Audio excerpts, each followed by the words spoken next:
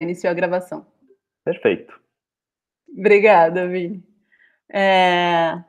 Bom, então, meu nome é Camila Rocha, eu sou cientista política, sou pesquisadora do SEBRAP, e a pedido da professora Mara Teles, eu estou gravando esse vídeo junto com meu colega, o Vinícius Duval, que também é cientista político, professor, para falar um pouco para vocês sobre, né, bolsonarismo, enfim, o eleitorado do Bolsonaro. Então, a gente vai passar uma apresentação que a gente preparou.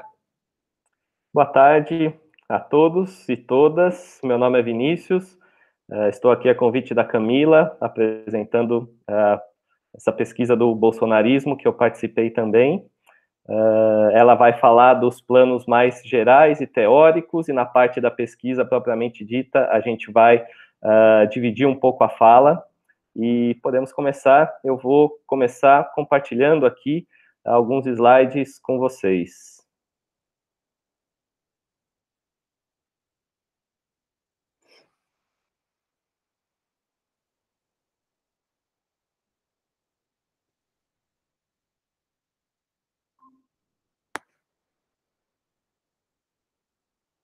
Foi.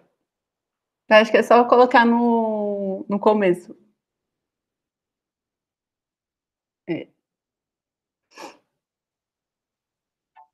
Prontinho. Então, vamos lá. Bom, então é isso. A gente vai falar um pouco, né, sobre o surgimento da nova direita, disso que eu chamo de nova direita, o bolsonarismo, e algumas perspectivas futuras, pensando nessa última pesquisa que a gente fez no mês de maio, né, sobre o bolsonarismo em meio à pandemia. Então, pode passar. Bom, antes de mais nada, é preciso salientar que, na verdade, o que ocorreu nos últimos anos foram 3 fenômenos distintos, mas que estão relacionados entre si. Então, a emergência disso que eu chamo de uma nova direita, né, a partir de mais ou menos de 2006, uma reação conservadora que começou a ocorrer mais ou menos a partir de 2011, e o surgimento do bolsonarismo propriamente dito, ali, né, no final de 2014, mas principalmente em 2015. Então vamos lá, pode passar. Bom, então primeiro eu vou falar do surgimento da nova direita. Pode passar.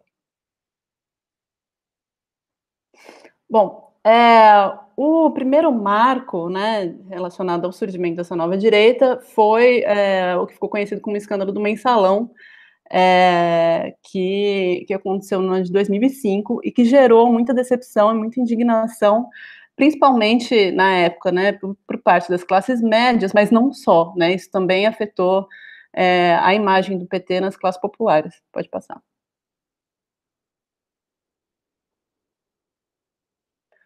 Bom, aí essa indignação, né, e decepção com o escândalo do Mensalão gerou, na época, reações nas ruas, mas essas reações, elas acabaram não surtindo o efeito desejado, que na época seria alguma coisa meio parecida com o que o MBL fez, por exemplo, em relação aos protestos pelo impeachment da Dilma, né? Então, quer dizer, o primeiro movimento ligado, né, essa nova direita emergente foi justamente o Direita Brasil, que em 2006 era liderado pelo Ricardo Salles, né, que é o atual ministro do Meio Ambiente.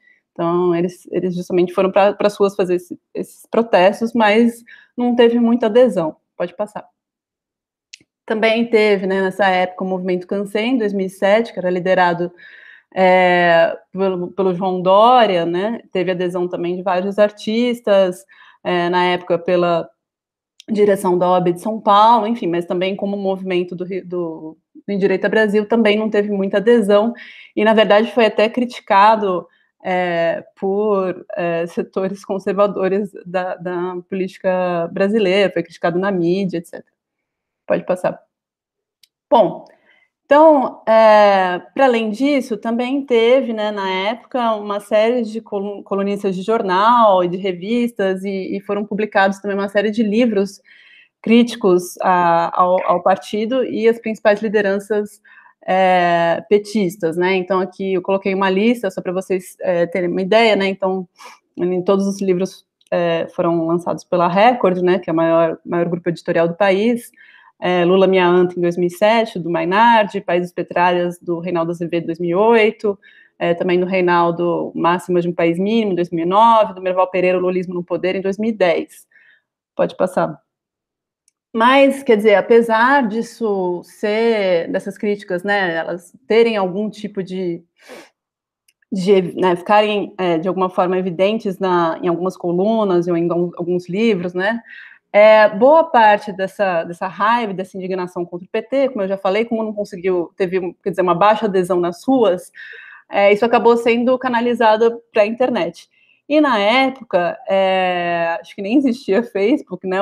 A rede social mais popular do Brasil era o Orkut, né? Então, para quem não conhece, o Orkut é uma rede que foi fundada, uma rede social que foi fundada em 2004, e logo ficou muito popular no Brasil, tanto que acho que mais ou menos em 2006, 2007, quase 70% dos usuários eram brasileiros. Mas é importante destacar, obviamente, que nessa época, né, a maior parte dos brasileiros que usavam a internet era de classe média, classe alta, tinha alta escolaridade, né, estava localizado no eixo sul-sudeste, enfim, então tem esse recorte importante aí para fazer. E aqui é uma foto, né, de uma comunidade do Orkut. Então, no Orkut você podia criar várias dessas comunidades, tinha tópicos de conversação, e a partir desses tópicos você desenvolvia uma série de debates. Mas o importante aqui é também lembrar que no Orkut era muito comum o uso de pseudônimos, né? Então você podia falar ali e não ser identificado. Então as discussões aconteciam de uma forma muito livre, muito, às vezes até violenta, e isso propiciou, quer dizer, ajudou na formação do que nos estudos pós-habermasianos, né? Enfim, eu e o Jonas, que é um parceiro meu de pesquisa, a gente tem um entendimento que são contrapúblicos, né? Basicamente, são espaços de produção e circulação de discursos que são endereçados de uma forma indecorosa, chocante, tal. Vou falar mais disso um pouco mais para frente, pode passar. Bom, então, justamente, né, uma das comunidades que existiam na época eram, por exemplo, as do Olavo de Carvalho, né, para comentar sobre a obra do Olavo. Existiam, inclusive, duas que eram, vamos dizer assim, favoráveis à obra do Olavo e duas em detrimento da obra do Olavo. Mas o ponto é que, assim, existiam nessa época diversas comunidades que circulavam discursos dos mais diversos, assim, desde a defesa exaltação do regime militar, exaltação da monarquia brasileira, uma defesa radical do livre mercado, né, enfim, uma série de tópicos que inclusive tinham diferenças, né, esses discursos todos tinham diferenças importantes entre si, mas o que acabou fazendo com que eles tivessem uma certa unidade foi a percepção muito difundida, principalmente pelo Olavo de Carvalho, de que existiria uma hegemonia cultural esquerdista no Brasil desde 88,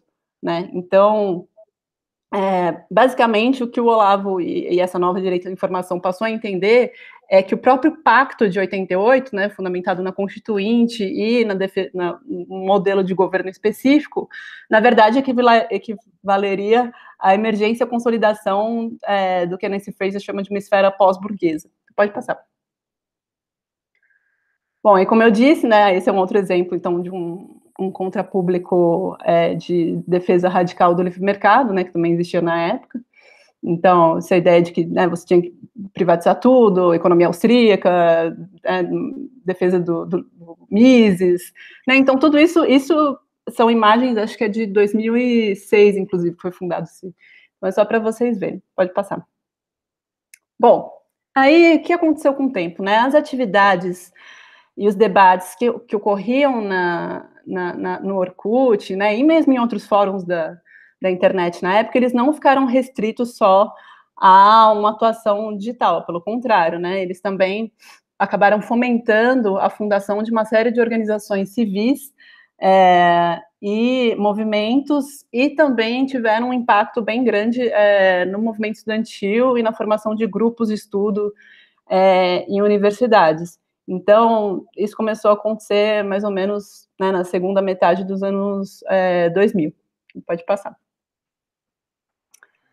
Bom, quer dizer, apesar de uma série quer dizer, acho que o principal que eu chamo de nova direita, na verdade, da novidade, né, porque é novo, porque justamente rompe com a direita que atuava desde a redemocratização, que justamente procurava atuar, na maioria do tempo, pelo menos, dentro dos limites propostos pelo Pacto de 88, né, e essa nova direita vem para romper com isso.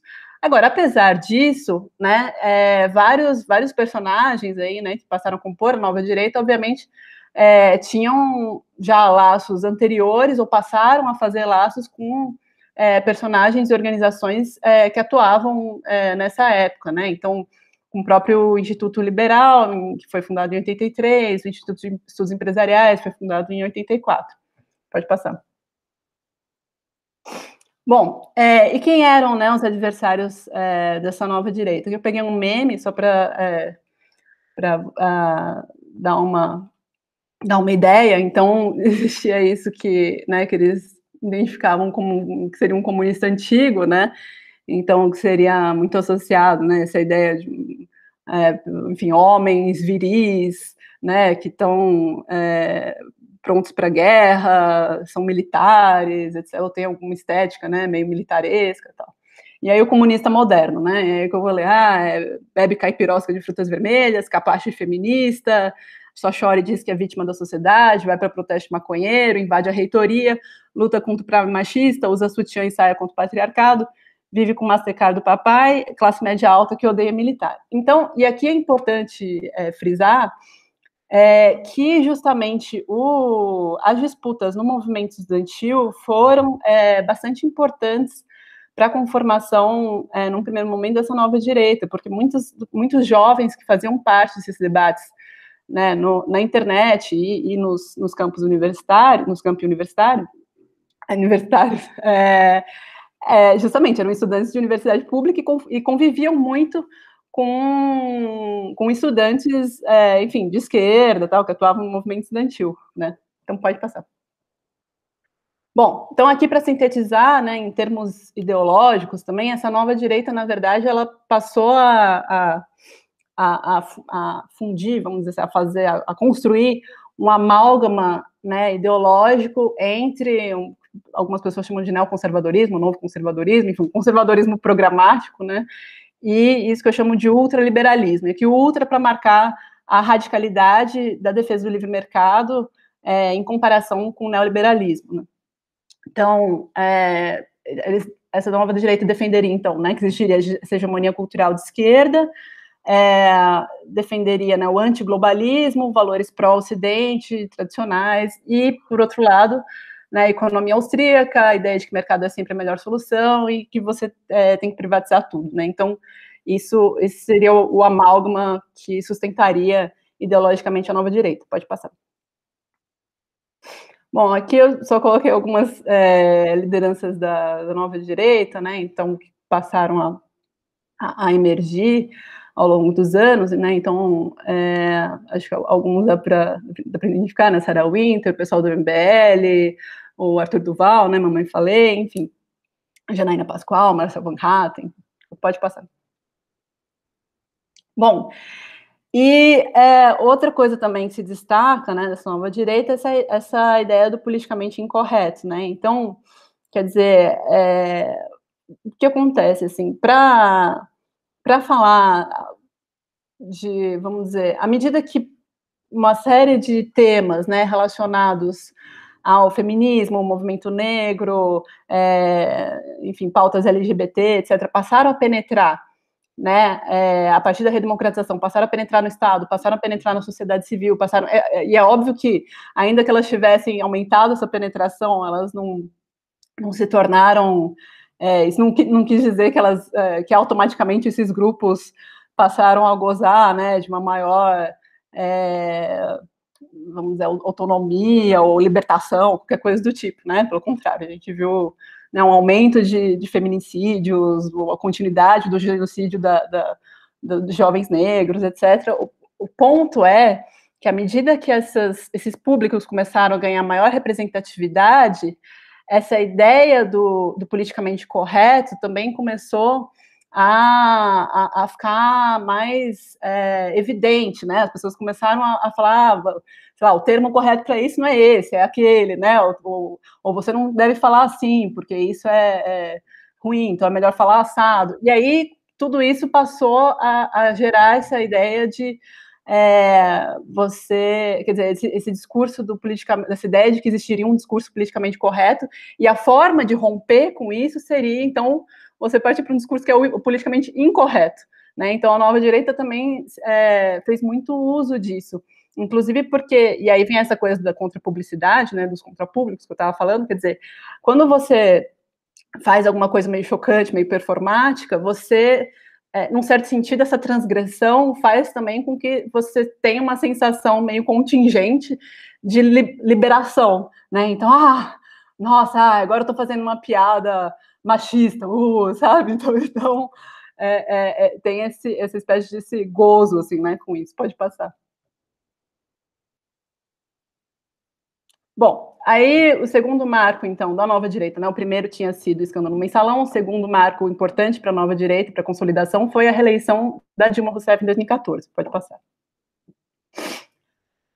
Bom, aqui foi muito importante para a nova direita a campanha, para a consolidação da nova direita, a campanha do Paulo Batista, que foi um candidato a deputado estadual aqui em São Paulo, que lançou uma campanha no YouTube, em que ele aparecia em vídeos, né, fazendo esse raio privatizador, então ele é uma espécie de herói privatizador, e, enfim, a campanha viralizou. Ele não foi eleito, ele teve só 17 mil votos, mas o ponto é que, como viralizou, na página de Facebook dele tinha muitos seguidores. E aí, logo depois que a Dilma ganhou, 6 dias depois que a Dilma ganhou, o próprio Paulo, pela página dele, né, e o Paulo, é importante dizer, era assessorado por vários membros, né, do que viria a ser o MBL, e vários integrantes de think tanks de direita e tal. Então, ele convocou pela página dele o primeiro protesto pelo impeachment da Dilma Rousseff, que aconteceu dia 1º de novembro de 2014, aqui em São Paulo. Pode passar. Bom, essa é uma foto, então, do primeiro protesto, né? Foi a primeira vez que a nova direita, com esses vários grupos, né, que eu já falei, então, desde gente que fazia essa defesa radical do livre mercado, passando por gente que defendia a volta da ditadura militar, gente que, enfim, defendia a monarquia, enfim, vários grupos se uniram, né, e foram para as ruas. Pode passar.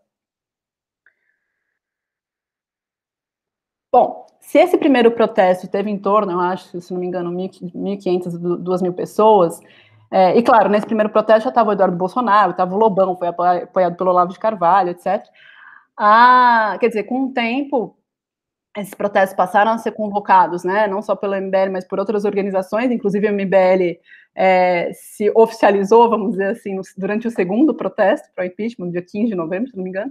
Mas aí também outras organizações passaram, e movimentos, né, passaram a se apropriar dessa pauta, e a gente sabe, né, então, que a campanha pró-impeachment acabou, então, se tornando o auge dessa militância da nova direita, atraiu, né, milhares e milhares de pessoas para as ruas, e durou de 2014 até 2016, e culminou, obviamente, com o impedimento da Dilma Rousseff. Pode passar.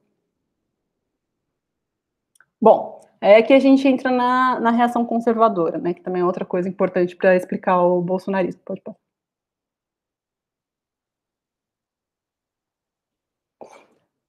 Então, voltando aqui um pouco, né, quer dizer, nesse período de 2011 a 2014, que corresponde justamente ao primeiro governo da Dilma Rousseff, aconteceram vários avanços importantes que apontaram na direção uma consolidação disso que a gente chama de esfera pós-burguesa. A gente chama de esfera pós-burguesa justamente porque é uma esfera pública que é mais porosa às demandas de grupos subalternos, né? Então, foi criada a Comissão Nacional da Verdade em 2011, a União Homoafetiva foi, vamos dizer assim, entre aspas, regulamentada em 2011 pelo STF, o STF também regulamentou a descriminalização de aborto de fetos anencéfalos, também regulamentou as cotas raciais, assegurou, né, o direito às cotas raciais nas universidades públicas em 2012, o Congresso criou, né, legislou, fez a PEC das domésticas em 2013 e ficou conhecido como a Lei da Palmada em 2014. E, além disso, nesse mesmo período, entre 2011 e 2012, ocorreram as marchas das vadias, né, entre 2011 e 2012. Então, tudo isso foi sentido pelos segmentos mais conservadores da sociedade, mesmo por pessoas, vamos dizer assim, comuns, né, falando conservadores no sentido de senso comum mesmo, com uma espécie de choque, porque foi muita coisa em muito pouco tempo, né, então seria uma espécie de choque progressista. Pode passar.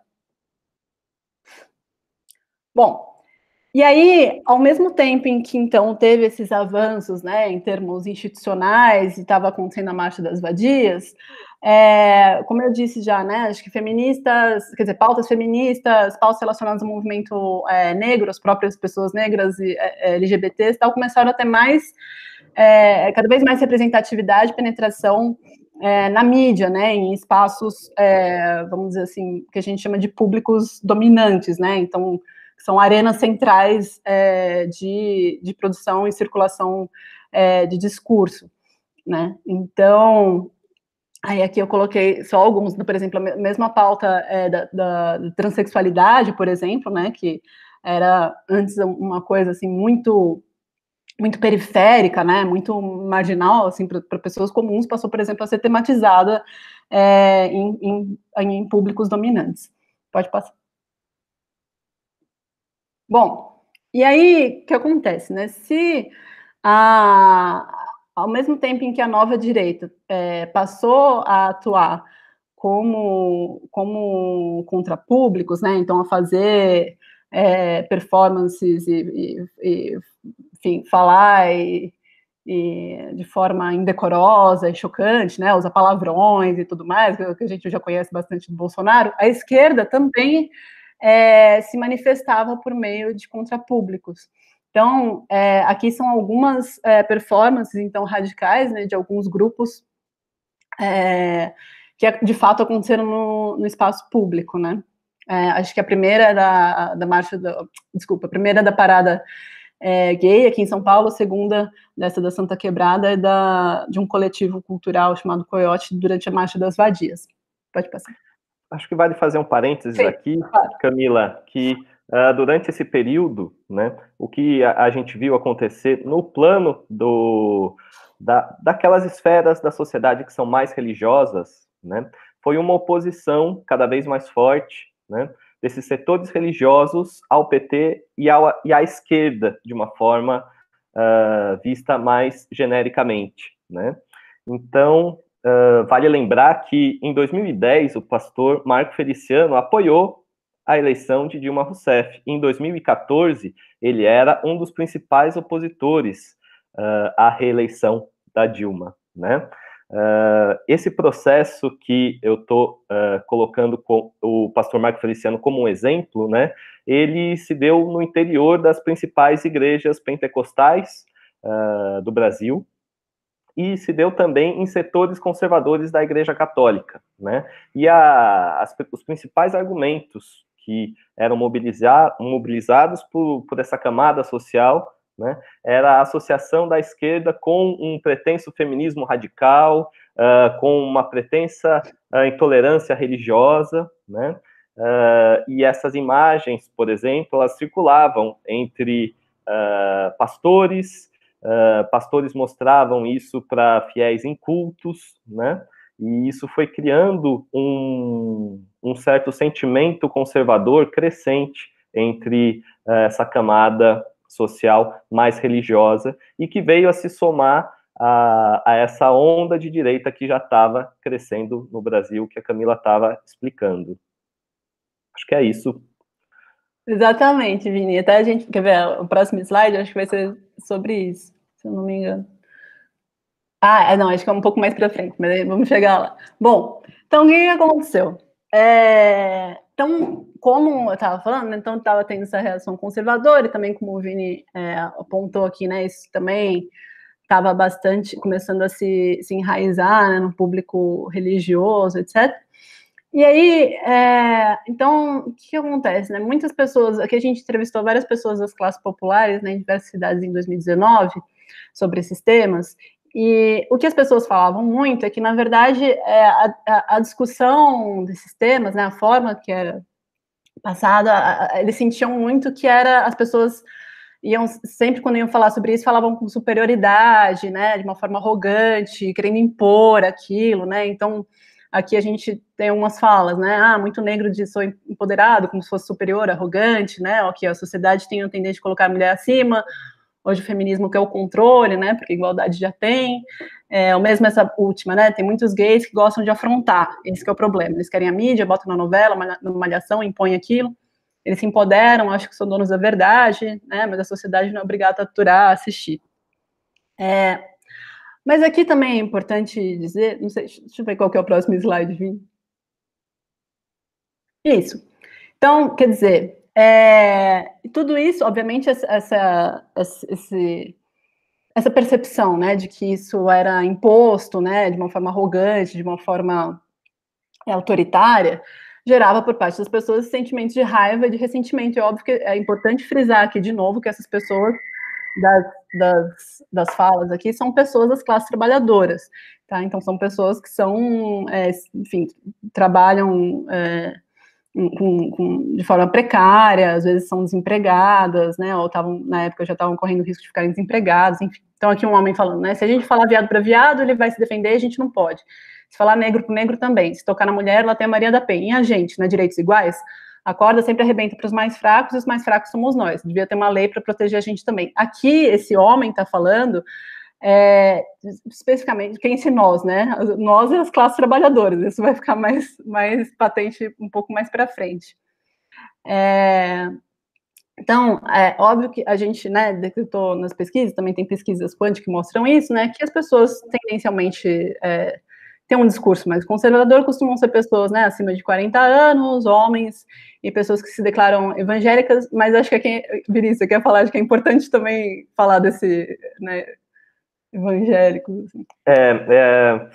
Quando a gente fala evangélicos, né, a gente está agrupando muita coisa que é diferente, né? Uma coisa são esses evangélicos que, vamos pensar, uma primeira onda protestante no Brasil que veio com a imigração de populações, né, da Europa que trouxeram a sua religião protestante, né? Aí, a partir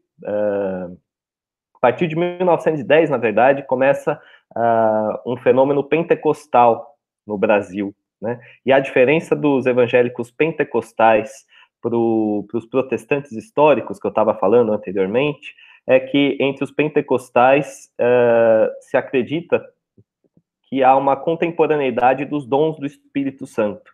Então, os cultos, eles seriam, de certa forma, reproduções de dons do Espírito Santo. Né? Daí você tem, por exemplo, dons de cura, dons de falar em línguas estranhas, que a gente chama de glossolalia, né? Ou glossolalia.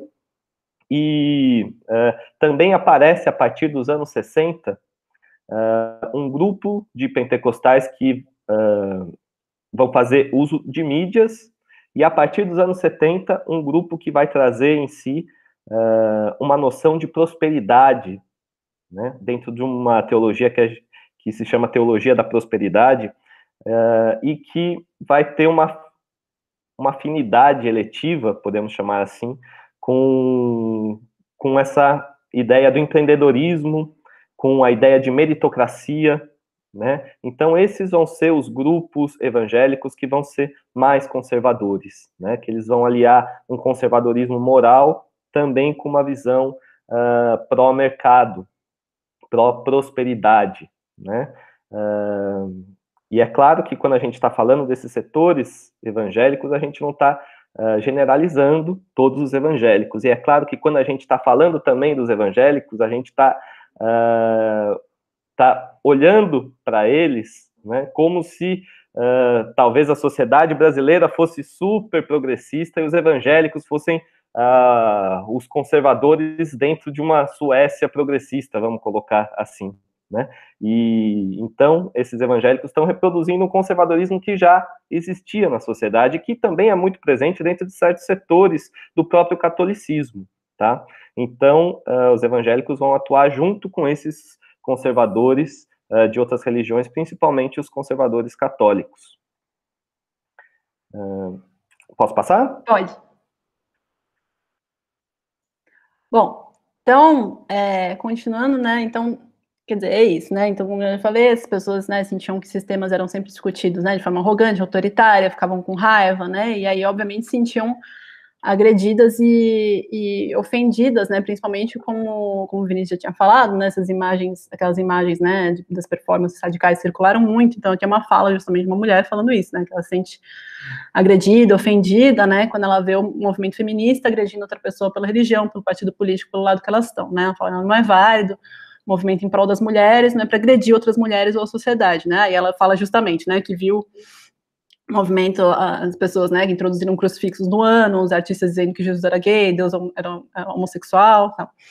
Aqui é importante dizer, antes da gente continuar, também, que, na verdade, assim, quando a gente fazia essas entrevistas, né, ficava muito claro que, assim, as pessoas, na verdade, sentiam muita falta de ter um espaço para poder refletir, conversar sobre esses temas, né? Porque elas sentiam que, na verdade, assim, é como se esses temas eles fossem, por um lado, tematizados institucionalmente, ou seja, por tecnocratas e elites políticas, né, fossem debatidos nessa esfera, por outro, fossem de alguma forma passados, transmitidos pela mídia e tematizados também por esses contrapúblicos, mas que na verdade, né, abordavam isso sempre por meio dessas performances radicais. Só que as pessoas sentiam falta de esferas de sociabilidade intermediárias em que elas pudessem ter confiança para falar disso de uma forma mais livre e também para serem ouvidas e acolhidas, né? Então, justamente essa falta de, vamos dizer, arenas discursivas intermediárias, principalmente para as classes populares, né? E aqui lembrando, inclusive, que para boa parte das pessoas, uma das poucas associações civis, né, em que as pessoas participam são as igrejas, né? Então, as pessoas falavam assim para a gente, né? Nossa, ainda bem que vocês vieram aqui conversar com a gente. As pessoas mudavam de opinião, inclusive, durante as entrevistas, né? A gente fazia em grupos pequenos de 3 pessoas que já se conheciam. Então, às vezes, assim, acontecia muito de eu ficar ali só olhando as pessoas conversarem entre si e ver elas mudando de opinião durante a própria dinâmica da entrevista. Né? Então, às vezes a gente ficava ali 3 horas, elas pediam, não, fica 1 hora a mais, porque elas queriam muito conversar sobre isso e não tinham espaço para fazer isso. Né? Então, pode falar, Vini. Eu acho que isso mostra, né, como que às vezes se tem uma visão, né, sobre os conservadores que não dá para conversar, né? Quem é de esquerda tem essa visão, não dá para conversar com os conservadores, né? Quando na verdade o que eles mais querem, né, e é claro que a gente está falando desse conservadorismo popular, principalmente faixas de renda, né, C e D, né? E o que essas pessoas mais querem era conversar sobre política, né? Elas sentem falta de canais de comunicação e lugares em que elas possam fazer essa reflexão, né? E eu acho que isso é um dado muito importante, tanto sobre essas pessoas, quanto que valoriza essa abordagem metodológica de entrevistas em profundidade com os conservadores. Exatamente. E aí, só para fechar mesmo essa questão, vou até dar um exemplo assim da minha vida particular, né? Então, por exemplo, meu filho vai na creche pública, e aí eu recebi em casa um livro sobre diferentes arranjos, né, familiares, tal, que tinha aquela coisa, papai, mamãe, mamãe, bem legal o livro. Só que o ponto é, eu simplesmente recebi o livro na minha casa. Ninguém da escola me falou comigo, a gente não fez nenhuma reunião, quer dizer, aquilo não tinha um contexto, não foi tematizado. Então, quando as pessoas falam, né, que elas sentem essa imposição, essa arrogância e tal, na verdade é isso, quer dizer, aquilo ali simplesmente, né, um livro ali simplesmente surge, né, na casa da pessoa e não tem nenhum contexto, não tem uma reflexão, não tem essa esfera intermediária em que é possível dialogar a respeito dessas coisas, né, e por isso que justamente é percebido como imposição, como alguma coisa que está sendo colocada ali de cima para baixo, num certo sentido está mesmo. Então, de novo, né, aqui acho que já foi, né, pode passar. Só uma observação também que me ocorreu agora, né? Porque a política cultural no Brasil, tradicionalmente, ela é feita sem mediação, né? A gente tem um exemplo, acho muito bom disso, no cinema, né, numa obra que ficou bastante famosa no último ano, que é Bacurau, né? Tem uma hora que o político local, ele chega e ele simplesmente joga um caminhão de livro para a comunidade, e como se isso fosse política cultural, como se isso fosse dialogar com as pessoas, né?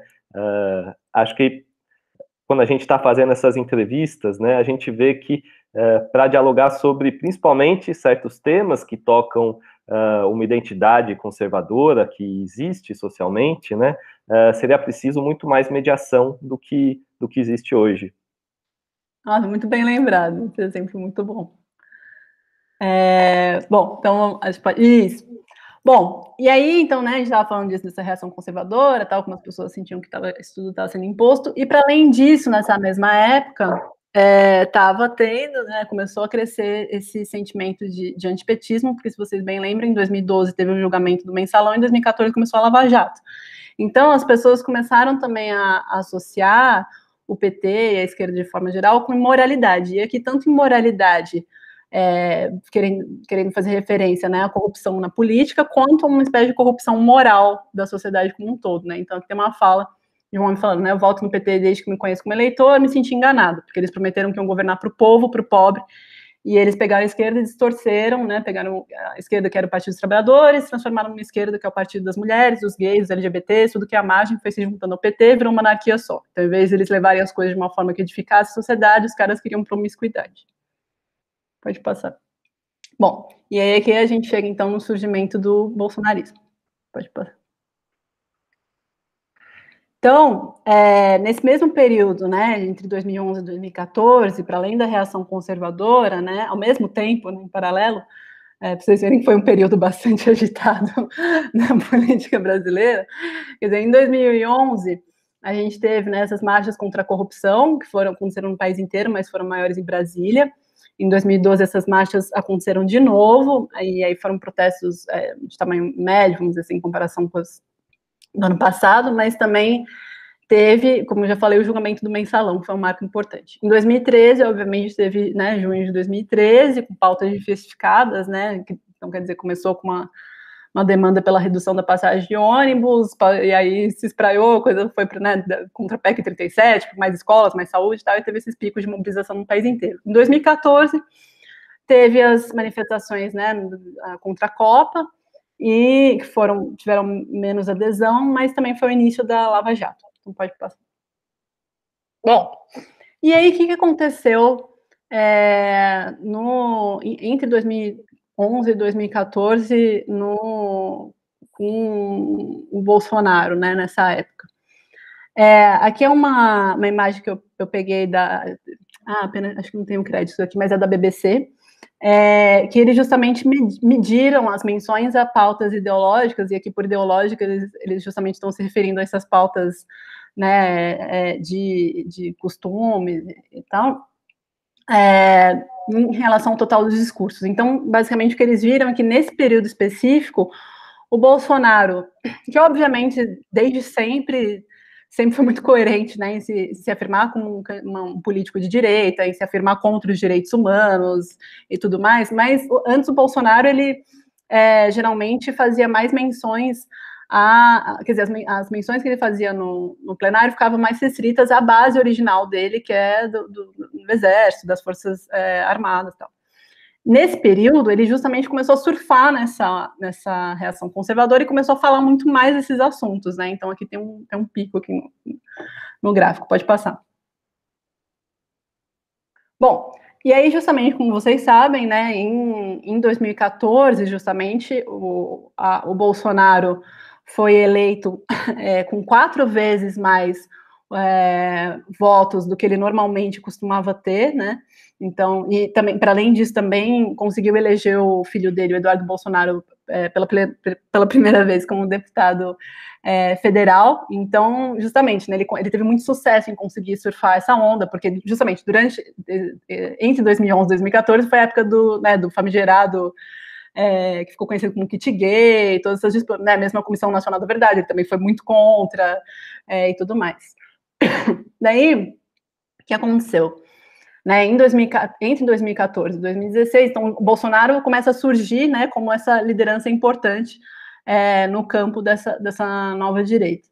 E aí, ao mesmo tempo, tem a campanha para impeachment, né, começa no final de 2014 e vai até 2016. E aí, segundo surveys, né, que fizeram à época, o Bolsonaro justamente começou a aparecer em primeiro lugar nessas pesquisas, foram feitas entre os manifestantes, como o candidato preferido para ocupar a presidência em 2018. Pode passar.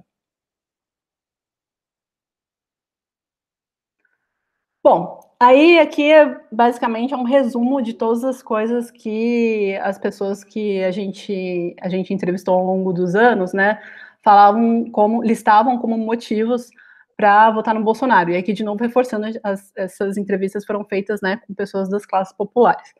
Então, aqui, né, a ideia de que tanto o PT faria parte, na verdade, também de uma corrupção sistêmica, né, da política brasileira, e o Bolsonaro apareceu como saída, né, então tinha que, eu já fui petista, depois eu me afastei, né, e aí veio o Bolsonaro, falou que as pessoas queriam escutar, não vai ter mais ladrão, vamos acabar com essa marginalidade, vamos fazer o que o PT não fez. Pode passar. O medo da violência, obviamente, é outra coisa muito importante, né, e o Bolsonaro apareceu como saída, inclusive um dos entrevistados da Esther falou assim, olha, eu votei no Bolsonaro porque ele era simplesmente o único que falava de segurança pública, assim, nem importa o que ele falava, mas ele falava, né, então, aqui, né, o próprio Ibope, né, disse que o principal drive do conservadorismo seria o medo da violência, né, que entre 2010 e 2016 o índice de conservadorismo brasileiro teria subido muito também por conta desse apoio crescente, né, à pena de morte, apoio à redução da maioridade penal, prisão perpétua, etc. Pode passar. Outra coisa também, a própria reação conservadora, né, e o Bolsonaro aparecia como saída, e tem até uma frase de um artigo do Reginaldo Prandi, você quer comentar, Vini? Aqui está falando, né, 14,4% dos congressistas têm uma visão negativa da homossexualidade, mas essa taxa sobe para 46,2% na bancada evangélica, né? Então, ele está trazendo para a gente, né, essa maior intolerância que existe entre essa fração da sociedade, que são os evangélicos, e vale dizer, né, aqui ele está trazendo na bancada evangélica, né, que os líderes evangélicos costumam ser mais conservadores que o evangélico comum, né. Então, existe essa troca, obviamente, entre os representantes e representados, mas o que eu acho que é importante destacar nesse ponto é que os líderes evangélicos começaram a cada vez mais mobilizar esses temas para gerar certa mobilização entre a sua própria base social, e com isso essa base social também foi ficando mais conservadora. Obrigada. Então vamos passar mais um. Aí, bom, obviamente, né, esse clima de polarização também, intolerância, então, quer dizer, muitas pessoas também passaram a ser rotuladas negativamente, né, simplesmente por eventualmente demonstrarem a intenção de votar no Bolsonaro, isso também afetou muito as relações entre as pessoas, né, então aqui a gente ouviu muitas falas nesse sentido, e aqui uma fala bastante ilustrativa disso, né? Então, eu comentei com a vizinha que tinha muita sujeira no governo anterior, ela se ofendeu tanto que a resposta que ela deu para mim foi a seguinte: pois é bom que Bolsonaro, quando ganhe, mande estuprar todos os evangélicos. Né? Foi uma ofensa, como se ela estivesse desejando mal a mim.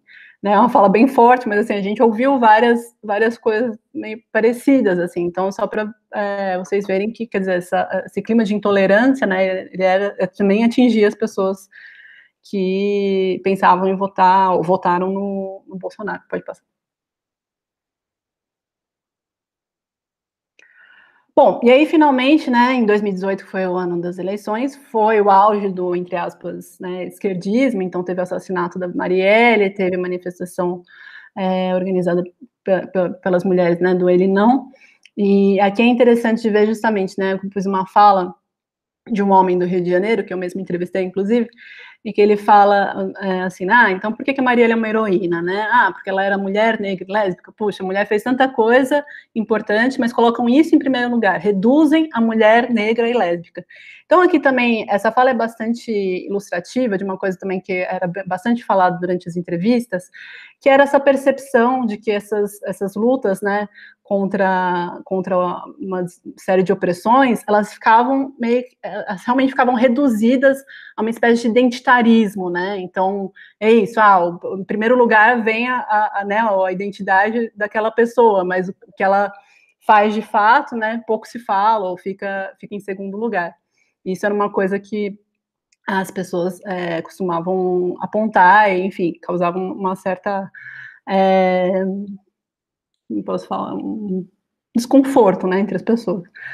E aí, aqui são dados do protesto do Ele Não em São Paulo, e que é interessante, né, então, aqui a maioria eram mulheres, pessoas brancas, jovens, né, a renda entre 5 e 10 salários mínimos, acima de 10 salários mínimos era 26%, ou seja, mais da metade tinha renda média, né, ou alta, alta escolaridade, né, e o PSOL e o PT como preferência. Então, quer dizer, bem a composição também do que a nova direita justamente classifica como esquerdistas, né, quando as pessoas falam esquerdistas, na verdade, eles geralmente estão falando desse público aqui.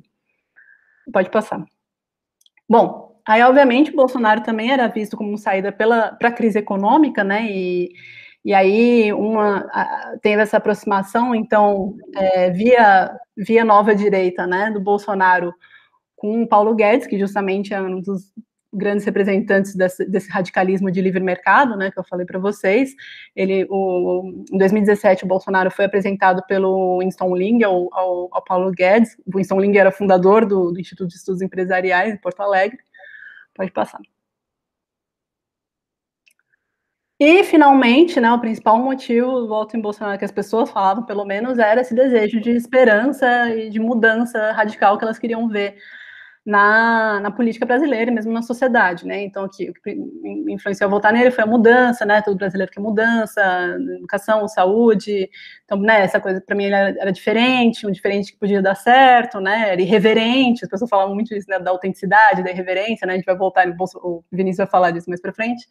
Né, vem esse candidato prometendo Deus e o mundo, você é revolucionário, né? Tô aqui para ajudar. Então, as pessoas falavam muito disso. Pode passar. Bom, e aí o Bolsonaro foi eleito, então agora o Vinícius vai falar dessa pesquisa, então, que a gente fez em maio desse ano, né, de 2020, e aí também apontar algumas perspectivas futuras em relação ao bolsonarismo. Bom, acho que um primeiro dado dessa pesquisa é que a gente entrevistou quase 30 pessoas, né? As entrevistas, elas duram muitas vezes mais de 2 horas, né? Então, para explicar um pouco essa metodologia e o que a gente achou, né? Eu acho que um primeiro dado é que a gente conseguiu separar, ver certos padrões entre os bolsonaristas que puderam separá-los em 3 grupos, né? O primeiro grupo de bolsonaristas fiéis, né, que mantém um apoio constante ao presidente. O segundo grupo são de apoiadores críticos, né, que continuam dizendo que defendem o presidente, só que fazem críticas pontuais a algumas características do governo e características do próprio Bolsonaro. E arrependidos são aqueles que votaram no Bolsonaro e, por conta de algumas questões que eu vou abordar em seguida, se decepcionaram e desejam que ele abandone o cargo, né? Então, as entrevistas, elas pegaram todos os eleitores de Bolsonaro, todos os 3 grupos são de eleitores do Bolsonaro, e dentro desse grupo a gente vê esses 3 subgrupos, né, com diferenças consideráveis, né, que eu vou passar aqui para vocês. Aqui para explicar um pouco melhor, né, a população-alvo da pesquisa, são moradores da região metropolitana de São Paulo, de 18 a 60 anos, faixa C de rendimentos, mas alguns estavam na faixa D também, né? Nessa faixa de rendimentos a gente tem 55,3% da população, ou, traduzindo isso em números absolutos, 115,3 milhões de brasileiros. As profissões declaradas dos entrevistados eram vigilante, atendente de gráfica, tatuador, cuidadora de idosos, manicure, esteticista, promotor de vendas, promotor de eventos, auxiliar administrativo, assistente de vendas, assistente financeiro, monitor de recreação, securitária, suporte técnico, autônomo, professora, caminhoneiro, empresário. Então, a gente vê aí um perfil bastante heterogêneo de profissões, inclusive, mas todos dentro dessa faixa de rendimentos. As principais causas de instabilidade política que apareciam nessas entrevistas, né, eram o que as pessoas falavam, né, que a mídia estava boicotando o governo do Bolsonaro e, por conta disso, estava existindo uma instabilidade política, né. Outro ponto que a gente pegou foi a atuação política dos filhos do Bolsonaro. E aí é uma coisa importante de dizer, né, que essa identificação que as pessoas sentem com o Bolsonaro, ela não pega nos filhos dele propriamente, né? Então, as pessoas nas entrevistas, elas falam bastante mal dos filhos do Bolsonaro, falam que eles atrapalham, falam que eles falam demais, falam que, inclusive, o Bolsonaro teria que proteger os filhos por causa das coisas que eles fazem e que isso seria um fator de instabilidade para o governo e que muitos vão dizer que, por conta desse comportamento dos filhos e de supostos crimes que esses filhos teriam cometido, né, vão defender a saída do presidente do poder, né? E o terceiro elemento aqui é a falta de decoro do presidente, né? Então a gente pegou um conjunto de pessoas que estava muito insatisfeita com o que eles chamavam de uma desumanização do presidente nas suas falas, principalmente no que se referia à pandemia, às pessoas doentes, aos mortos, né? Então esses três principais pontos eram o que aparecia nessas entrevistas para explicar essa instabilidade política. Para falar um pouco desse primeiro ponto, tá, pessoal? Aqui tem uma fala que eu acho que é bastante ilustrativa, de um homem de 56 anos que a gente classificou como um bolsonarista fiel. E olhem só o que ele fala. Você só pode julgar um presidente a partir do momento que acabou o mandato dele. Daqui 4 anos a gente vai falar, ele foi bom ou ele foi ruim. Mas ninguém quer deixar ele trabalhar. Você vê que toda hora é uma coisinha, toda hora uma coisinha. Ele não é o presidente de quem votou nele, ele é o presidente de um país. Então, eu acho que todo mundo tinha que dar um crédito. Se não for bom, não vota nele na próxima eleição, né? Esse entrevistado, inclusive fui eu que o entrevistei, né? Ele estava muito revoltado principalmente com a Globo, que estava, segundo ele, fazendo críticas muito duras ao Bolsonaro e nunca tinha feito essas críticas a outros presidentes, né? E daí tem uma série de explicações que vem junto, né? O Bolsonaro, ele cortou verba publicitária da Globo, por isso que ele está sendo boicotado. O Bolsonaro acabou com as formas da Globo tirar verba governamental via corrupção, então estão respondendo a isso, boicotando o presidente, né? Então tem um pouco essa ideia, né, de que essa cobertura negativa, né, principalmente da mídia e da Globo especificamente, né, ao governo do Bolsonaro, ela se dá em decorrência de algo que ele tinha feito que as pessoas classificavam como correto, que seria tirar verbas publicitárias, cortar esquemas de corrupção e assim por diante.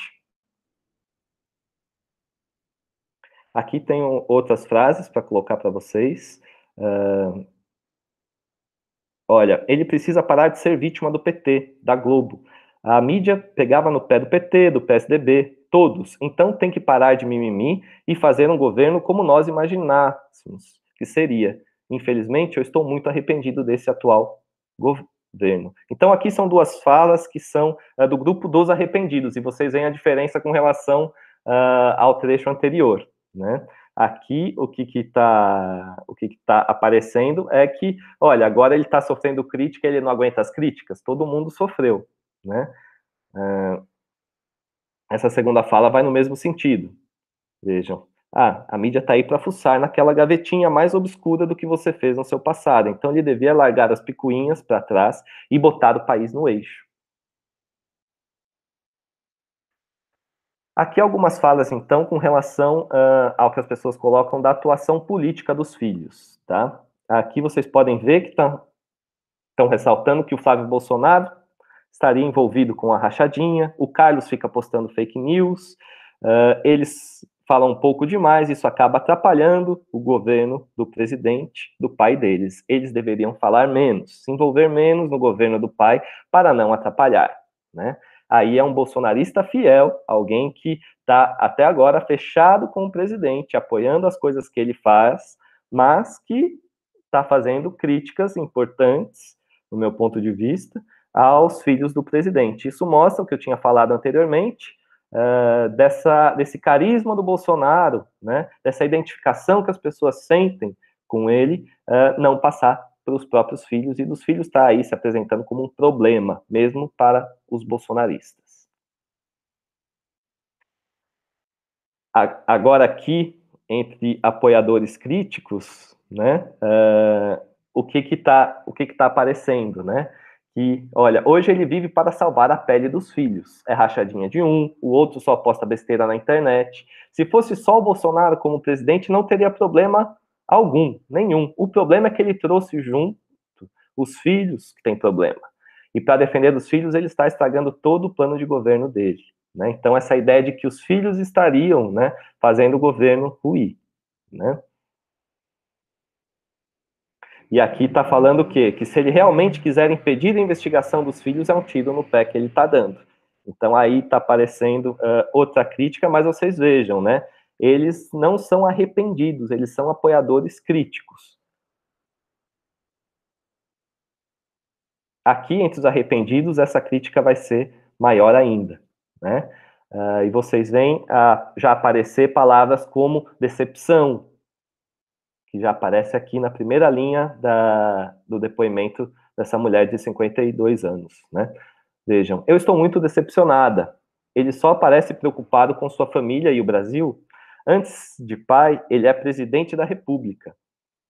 O lema dele deveria ser Brasil acima de tudo, minha família acima de todos. Isso apareceu em várias entrevistas, né? As pessoas falarem que o lema dele é Brasil acima de tudo, Deus acima de todos, mas o que ele está fazendo é governar para a família, né?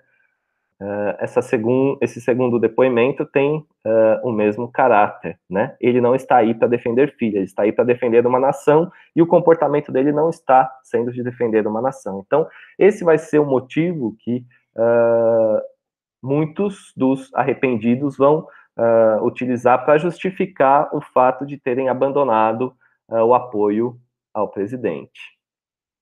Quanto à falta de decoro, aqui tem um depoimento ilustrativo, né? Aqui temos um bolsonarista fiel, e o que ele fala? Deixa o cara governar, deixa o cara falar palavrão. Ele é um fanfarrão? É sim, mas esse monte de gente que veio antes, que falou bonitinho, que falou certinho, não fez porra nenhuma, só roubou, né? Então isso aparece muito, principalmente entre os bolsonaristas fiéis, né?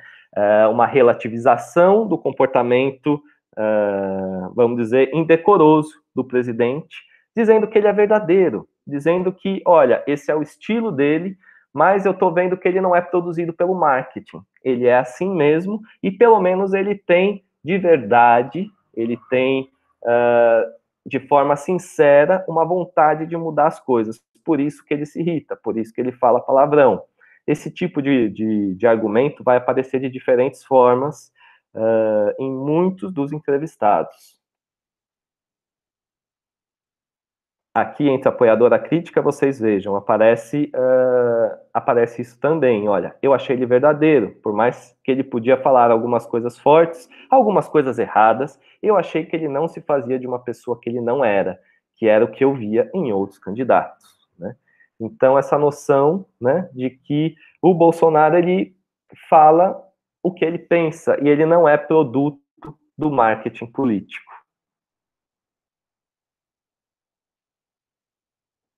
Aqui, entre esse é depoimento de um homem arrependido, né, de 41 anos, né, de um ex-eleitor arrependido, né, já está em outro sentido, falando, ó, ele deveria parar de falar besteira, pensar um pouco, ele é o presidente do país, ele tem que entender que tudo que ele fala, a mídia vai ficar em cima dele. Esse eu acho que é um ponto que a gente observou que mais estruturava essa clivagem, né, dos apoiadores críticos junto com os bolsonaristas fiéis, de certa forma defendendo, né, o comportamento e as falas do presidente, e os arrependidos, né, vendo aí mais problemas. Isso vai aparecer de forma mais central, esses problemas, né, no momento da pandemia, né? E aqui tem algumas falas que vão ilustrar isso, como, por exemplo, dessa mulher de 26 anos. Ele debocha dos mortos, ele ri dos mortos. Eu nunca pensei que veria isso. Então, aqui a gente vê uma fala de alguém que está bastante decepcionada. Para mim, ele não está sendo humano nessas questões. Ele sempre fala de uma forma egoísta. Então, esse destaque do segundo depoimento, né, vai nesse mesmo sentido, de colocar essas falas indecorosas como falta de humanidade e colocando essas frases do presidente, né, como um motivo de ruptura. Outro tópico que apareceu nas entrevistas com algum destaque foi em relação à troca de ministros. Aqui, esse primeiro depoimento está trazendo o seguinte: eu acho que não estão fazendo muito alarde para a troca de ministros. Acho que não precisava. Perdão, eu falei errado. Eu acho que estão fazendo muito alarde para a troca de ministros. Acho que não precisava de tudo isso, porque em todos os governos teve isso, né? Então, aqui está tendo uma relativização da troca de ministros. E aí aparece, nesse tipo de construção argumentativa, a ideia de que, olha, a demissão do ministro Mandetta é normal, o pedido de demissão do Moro é normal, o que a gente tem que continuar fazendo é apoiar o presidente. Em algumas falas já vai aparecer outra coisa, vejam só esse segundo destaque. Ele é um intransigente. Os dois ministros da saúde saíram porque eles são médicos e não concordavam com as coisas que Bolsonaro fala. Aí ele, que tem esse jeito militar, não sabe lidar com as críticas e infernizou a vida deles até eles saírem. Vejam, aqui tem, até essa parte está em negrito, né? Tem esse jeito militar, não sabe lidar com as críticas, né? Isso apareceu em algumas entrevistas, não só nesse trecho aqui que a gente trouxe para vocês, né? Então está aparecendo essa ligação com esse comportamento militarista, né? Isso está sendo visto de uma forma negativa, certo? Como se ele não soubesse ser contrariado por conta disso.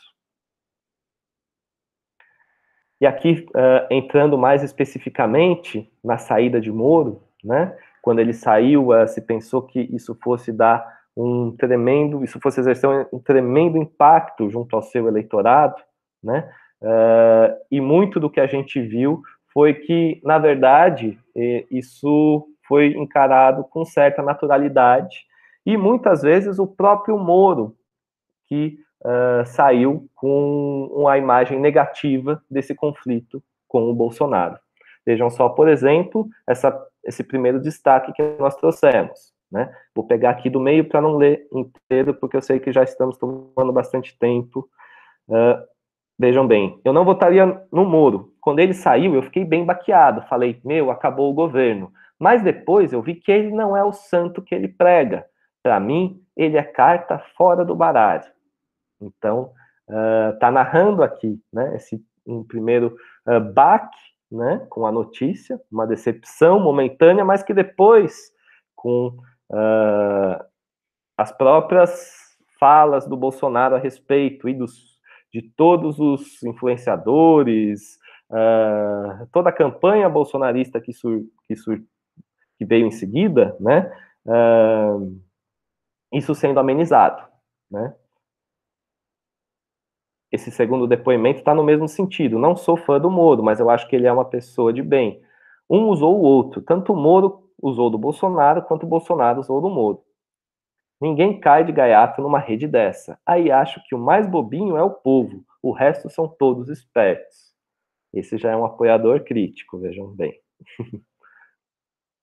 Outro aspecto que trabalhamos com os entrevistados foi em relação à negociação de cargos do governo com o Centrão, né? E daí vocês veem que entre os bolsonaristas fiéis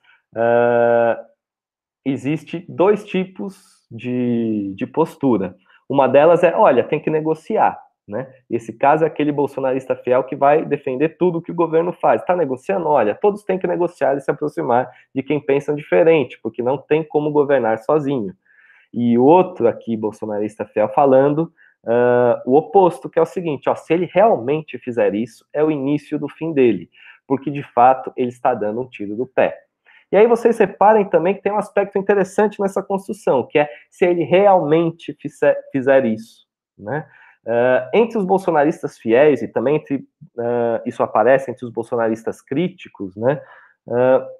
Parece muito essa construção. Se ele fizer, se for provada alguma coisa contra ele, né? Então existe uma certa confiança depositada no presidente, né? E que não vai se abalar, segundo esses entrevistados, até que se prove alguma coisa contra, né? E isso vem muito de um discurso que fala, olha, antes do Bolsonaro existia um monte de políticos corruptos, agora a gente votou nele e temos que ver o que acontece. Não podemos simplesmente, na primeira denúncia, na primeira coisa que for jogada contra, assumirmos as críticas e abandonarmos um presidente que é mais ideologicamente alinhado com o que nós pensávamos, né? Esse tipo de discurso vai aparecer bastante. Aqui, entre o apoiador crítico, já vai aparecer outra coisa, vejam, ele se perdeu totalmente, né? Então, já há aí uma crítica direta, né? Fugiu completamente dos seus princípios, ele viu que estava perdendo uma batalha, já que não posso com ele, vou me juntar a eles, né? Mas vejam, continua apoiador. E esse último destaque traiu todos os princípios que falava nas eleições. Não era contra o toma lá da cá, e agora? Né? Essa já é uma fala mais enfática de uma mulher arrependida. E aí chegamos num ponto que é sobre as manifestações que pediam o fechamento do Congresso, né? Como que os entrevistados reagiam em relação a essa pauta e essas próprias manifestações. Aí vejam esse destaque. Eu concordo com isso. Enquanto não tirar os caras, vai continuar a mesma coisa. Quando um cara chega lá e tenta fazer mudança, ele vai ser barrado. Então não vai ter governo. Para mim, o militarismo deveria sim intervir, deveria prender os caras e devolver o país para o Bolsonaro. Então, essa fala mostra um sentimento muito antissistema, né? E essa ideia de que, olha, a gente precisa resetar o sistema político, precisa intervir, botar os militares para botar ordem, tirar toda a fonte de corrupção, para daí sim o Bolsonaro conseguir governar, né? Esse segundo destaque que trouxemos para vocês vem no mesmo sentido, vejam. O problema é que o país está corrompido em todos os seus pilares. Então, é como se você tivesse uma casa velha. Você tem que derrubar, começar o alicerce de novo e fazer tudo de novo, né? A ideia de que O sistema político precisa ser destruído para colocar em outro lugar que não seja corrupto. Aqui a gente trouxe para vocês alguns destaques sobre esse impasse entre economia e saúde. E o que a gente observou é que essa dicotomia acabou se mostrando factível, verdadeira, entre esses entrevistados que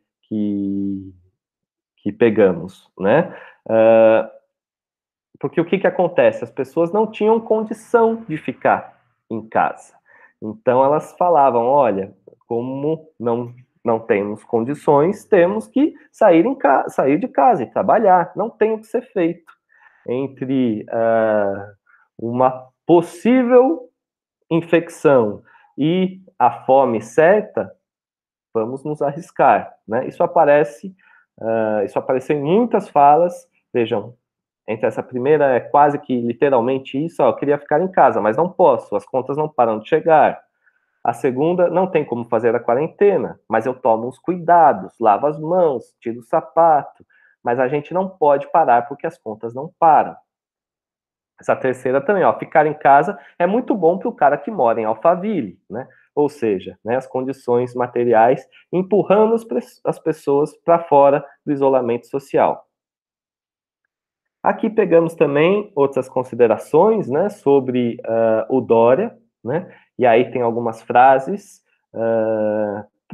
tanto de bolsonaristas fiéis quanto de críticos. Vejam, só pensa no bolso, nojento, falso, mentiroso, oportunista, e no caso, esse é um arrependido. Então, entre os três grupos, né, as críticas ao Dória aparecendo aí de forma forte, contundente. Aí, finalmente, a questão da renúncia ou do impeachment do presidente, né? Aqui, entre o bolsonarista fiel, esse destaque traz o quê? Se encontrarem um problema dele em relação a isso, ele não vai renunciar, ele vai sofrer impeachment, porque daí ele está cometendo um crime, né? Então, aqui tem um certo, né, uma certa ideia de, vão ter que provar que ele está fazendo alguma coisa. Se ele cometer um crime, aí ele vai sofrer um impeachment, né? Aqui, entre o apoiador crítico, se for comprovado que ele está fazendo de tudo para atrapalhar as investigações, sim, que ele saia. Agora, se for provado que ele não fez nada, que é só intriga da oposição, que ele permaneça. Então, aqui tem, de certa forma, aquela confiança que eu tinha mencionado anteriormente, né? Mas também dizendo, se ele estiver fazendo alguma coisa de errado, aí eu não vou apoiá-lo, eu quero que ele saia. E esse é bem o perfil desse apoiador crítico, tá? Entra aqui o arrependido, o que a gente vê, né? Seria bom o quê? Seria bom o renúncio ao impeachment. Vejam, seria bom, mas vai colocar quem? Ele está se juntando a eles. E aí o meu medo de virar um Lula. Será que o Mourão tem essa capacidade? Será que vai ter uma outra eleição? Eu sou a favor de tirar porque eu tenho medo da coisa degringolar mais. Aí é o arrependido. Pelas próximas eleições, né, que a gente observou aqui? O primeiro destaque é de um bolsonarista fiel, homem de 27 anos. Vejam, mesmo com os pepinos que ele fala, se ele manter a coerência, ele tem meu voto. Ele está determinado a ajudar o país a pegar os corruptos. E é isso que o Brasil precisa há anos. Então, vocês veem, né, a manifestação de um desejo de que ele continue, né? E aqui, entre um homem de 41 anos arrependido, está colocado o seguinte: se fosse agora, ninguém não votaria em ninguém. E na próxima eleição piorou, não sei. Estou meio perdido mesmo. Eu coloquei todas as fichas no Jair e me decepcionei. Não tenho outra pessoa que eu possa pensar em colocar no lugar dele. Se fosse o Bolsonaro e o PT, eu votaria no Bolsonaro. Eu sou antipetista. PT não dá mais. Então, mesmo entre os arrependidos, a gente pegou diversos casos que as pessoas falavam o seguinte: olha, se for o Bolsonaro contra o PT de novo, eu vou votar no Bolsonaro porque eu não quero o PT de volta. Então, um pouco esse sentimento, né, de que não há saída e de não querer a volta do PT. Essa fala eu acho que é bastante marcante. Então, aqui, para já caminhar para o final, trazer as conclusões para vocês, a grande maioria dos entrevistados não concorda com o argumento de que a pandemia seria apenas uma gripezinha, né? O sentimento, né, é de que há um certo abandono e desamparo diante da crise sanitária, né? Aqui, também, a equação economia contra a saúde parece não ter solução para a maioria dos entrevistados, né? Dado que as pessoas não conseguem ficar em casa para se proteger da pandemia. E aqui a terceira conclusão, né, que a falta de humanidade do Bolsonaro frente à pandemia é um argumento que aparece com mais força quando os críticos e arrependidos mostram sua decepção com o presidente, né? Ou seja, essas críticas ao Bolsonaro vão aparecer mais entre esses perfis arrependidos e críticos. Outra conclusão importante é que há muita confusão e muita desinformação, certo? Essa sensação de que não se sabe o que está acontecendo, ela aparecia com muita frequência entre os entrevistados. E por fim, há uma enorme suspeita em relação ao que é percebido como uma politicagem geral para capitalizar politicamente com a pandemia. Mas também a gente observou, né, uma defesa de um papel do Estado para administrar as consequências dessa pandemia, ou seja, né, essas pessoas elas são a favor do Estado agindo para controlar a pandemia, elas não são a favor da privatização do SUS. E isso é outro dado importante, né, em que talvez esse ultraliberalismo bolsonarista ele não tenha tanto apoio assim entre o seu próprio eleitorado, principalmente quando estamos falando desse conservadorismo popular. Acho que são essas as principais questões. Quer colocar alguma coisa, Cá?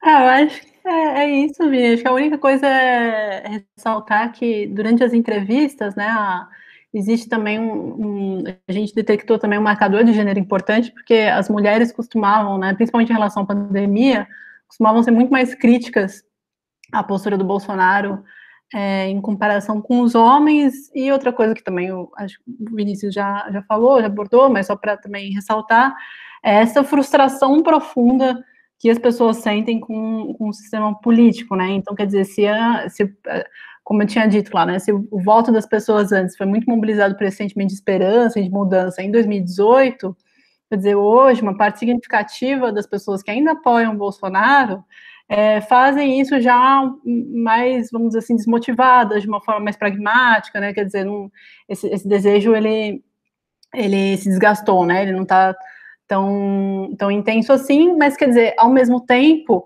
mesmo entre as pessoas que a gente conversou, que se diziam arrependidas, né, como também o Vini falou, quer dizer, tinha isso, puxa, mas eu nem gosto mais do Bolsonaro, mas de repente, né, vou me sentir instado a votar nele de novo por falta de opção, né, quer dizer, aí apareceu o antipetismo e tudo mais.